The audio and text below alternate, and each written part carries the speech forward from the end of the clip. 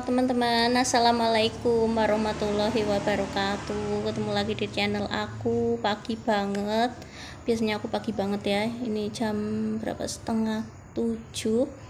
Aku update video ini mau nepatin janji aku tentang syarat-syarat kalimat efektif.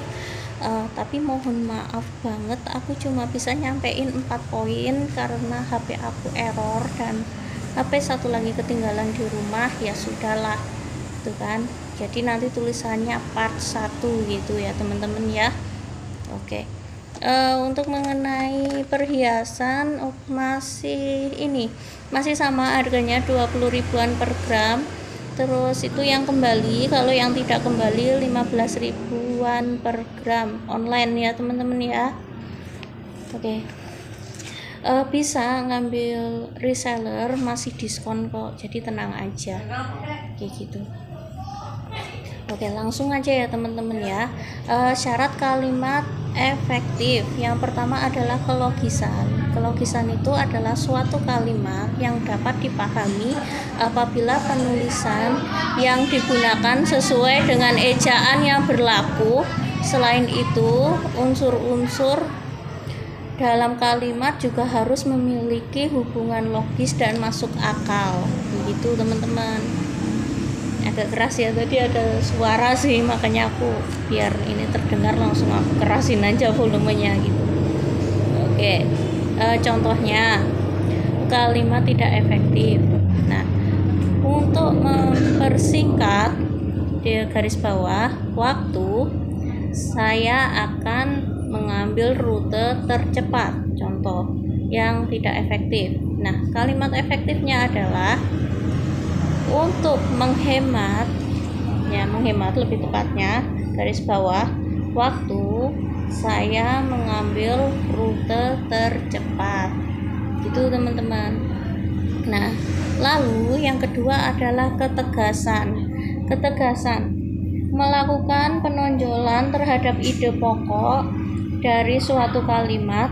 Ada beberapa cara yang dapat dilakukan untuk membentuk penekanan dalam suatu kalimat. Nah, contohnya ya, meletakkan kata yang ditonjolkan di awal kalimat. Contohnya, Presiden mengharapkan agar rakyat membangun bangsa dan negara dengan kemampuan yang ada pada individu masing-masing. Contoh. Terus 1. Membuat urutan kata logis. Nah, secara logis ya, berurutan ya. Nah, ini yang tidak efektif, yang tidak berurutan. Nah, bukan 1000, sejuta atau 100, tetapi berjuta-juta. Nah, seperti itu kan tidak pas ya, karena kan ibaratnya kan acak-acakan gitu. Nah, sekarang yang berurutan, yang tidak acak-acakan. Kalimat efektifnya bukan 100, 1000 atau sejuta, tetapi berjuta-juta. Lalu melakukan pengulangan kata. Saya suka akan wanginya. Lalu kita ulang lagi kata saya itu. Saya suka akan keindahannya. Nah, seperti itu. Lalu melakukan pertentangan terhadap ide yang ditonjolkan. Misalnya, misal Bruno bukan anak yang nakal dan pemarah, tetapi baik dan penyabar. Nah, gitu. Selanjutnya, menggunakan partikel penekanan, penegasan seperti contoh, Jihanlah yang bertanggung jawab atas kejadian ini. Nah, gitu. Kemudian poin ketiga, kehematan. Jadi menggunakan kata-kata secara hemat namun tidak mengurangi makna. Gitu. Contoh, hindari pengulangan kata subjek. Contohnya ya, jika subjek dalam suatu kalimat hanya satu aja, jadi tidak diulang-ulang kayak gitu. Contoh, Ini untuk kalimat yang tidak efektif ya. Contoh. Karena dia rajin, koma, dia. Nah, ini subjeknya kan diulang lagi kan. Dia jadi juara 1. Nah, itu kan kurang pas ya karena subjeknya diulang lagi dan kata dia ini adalah sebagai subjek. Begitu ya. Kemudian untuk kalimat efektif. Karena rajin, ya, koma, dia menjadi juara 1. Seperti itu. Oke, lalu selanjutnya ya, hindari sinonim kata. Hindari sinonim kata. Nah, ini jika dalam satu kalimat terdapat 2 kata memiliki makna serupa, cukup gunakan satu aja. Ya, gunakan satu kata aja. Jadi kalau sinonimnya serupa, ada 2 serupa, itu kelihatannya kurang pas ya. Gini banget ya. Oke.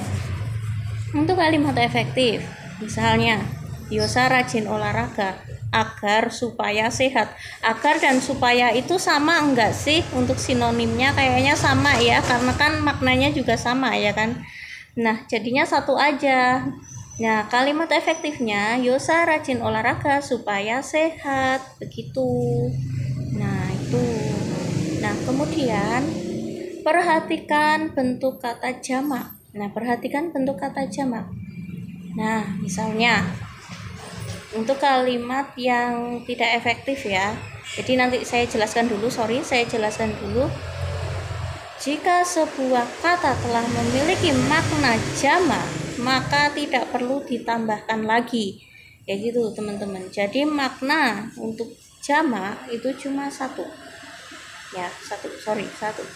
Nah, kalimat efektif, kalimat yang tidak efektif, contohnya para hadirin dimohon berdiri. Nah, para hadirin, para itu kan banyak banget ya, hadirin itu juga banyak banget ya, itu kata jamaknya. Jadi itu kurang pas gitu kan. Jadi hanya 1. Misalnya untuk kalimat efektif, hadirin dimohon berdiri, kayak gitu. Dan yang terakhir untuk poin keempat, ini part 1 ya, terlebih dahulu saya sampaikan.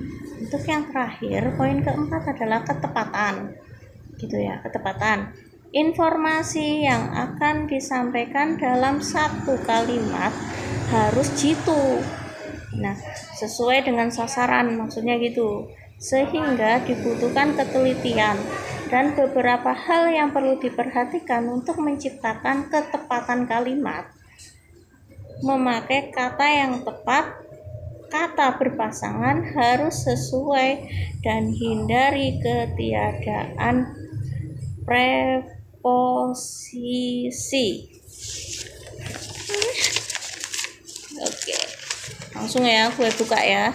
Aku buka ya, gue. Oke, contoh kalimat tidak efektif. Jam tangan ayah yang antik itu dijual dengan harga murah. Kira-kira pas enggak nih, gitu kan. Nah, dan kalimat efektifnya jam tangan antik milik ayah, nah, itu dijual dengan harga murah. Nah, itu.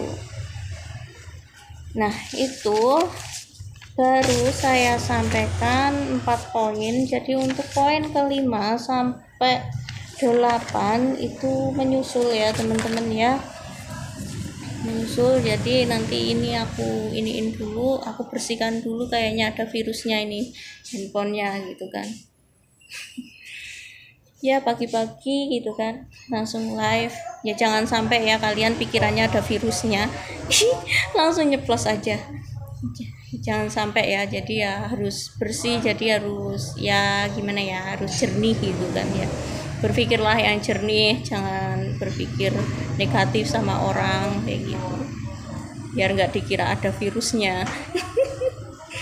Oke, sorry ya teman-teman ya, cuma sekedar guyon belaka, bercanda doang gitu ya. Jangan terlalu ini baper deh, nanti susah loh orang baper. Jadi senyum aja, kita ceria aja lah, nggak usah mikirin yang enggak gitu.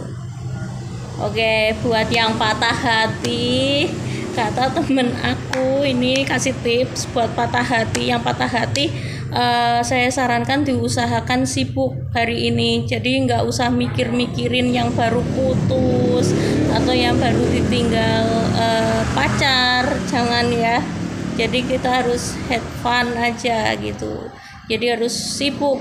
Misalnya kepikiran dia ya udahlah, kita iniin aja, selingan aja dengan kesibukan gitu, ataukah berbisnis kah atau kemana kayak gitu kan. Misalnya ngobrol sama teman, atau misalnya yang kerja ngajar, ya udah kita fokus aja, atau yang usaha ya wes kita fokus aja sama usaha kita kayak gitu. Oke, gitu aja ya saran dari aku ini tentang syarat-syarat kalimat efektif sekaligus tips mengobati patah hati. Oke, cukup sekian ya video dari saya. Kurang lebihnya aku mohon maaf bila masih jauh dari kata sempurna. Jadi kalau misalnya ada teman-teman yang mau menambahkan, silakan tulis di kolom komentar. Apapun saran kalian akan saya terima, mungkin juga sebagai motivasi untuk saya. Dan sekian dulu ya teman-teman ya. Dan akhir kata, assalamualaikum warahmatullahi wabarakatuh.